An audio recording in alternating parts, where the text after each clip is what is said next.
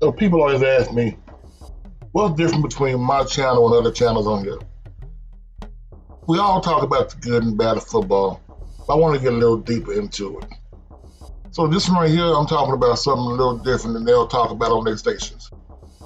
The outperformance of black students at HBCUs. We all know about the $14.8 billion impact. But until you see that it's actually broke down, then you got to understand what's going on. So reported on the money spent in, around, and by the nation's HBCUs along with the student drives, economic growth both on and off campus. For every $1 spent at HBCU and their students, 1.44 is generated for local regional economies. They earn an additional $927,000 over their lifetime because of their credentials. Now, they see a higher median salary among other black graduates in the state they're in. Some HBCUs have significantly lower tuition rates than other four-year institutions, according to the report.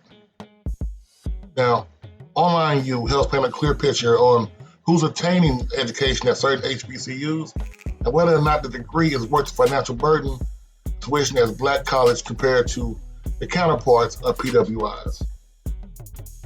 HBCUs mostly in the South, we know this, right?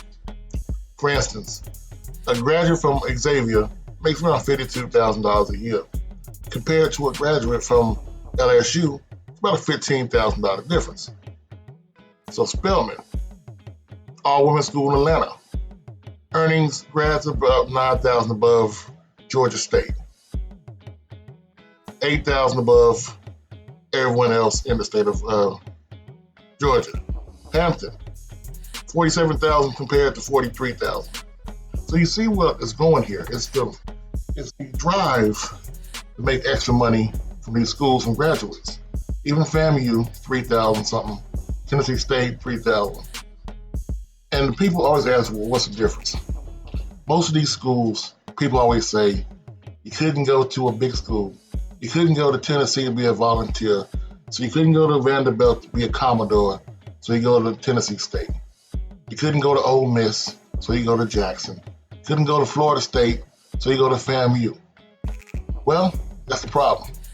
People who are going to the HBCUs are not only dispelling the myth that HBCUs let in just anybody, they're letting in a certain kind of person. A certain kind of person who wants to grind and work hard. The kind of person who's going to grind to make sure they make more money than anyone else that got into the school they wanted to go to. The HBCU started off being the spot where we had to go. Then it started being the spot where we wanted to go. Now it's a spot where we go learn how to outgrind anybody else. The difference is not just going to be around these schools in particular. HBCUs have, like Xavier, for instance, graduates more doctors and dentists going on to get their PhD than any other school in the country, including Ivy Leagues and the Big Tens. People don't talk about the fact that Howard, Hampton combined have more senators or judges than any other school in America. These are things people don't talk about. HBCUs graduate more African American businessmen and women than any other institution. And the thing people really want to hide about, these numbers are not just the black graduates.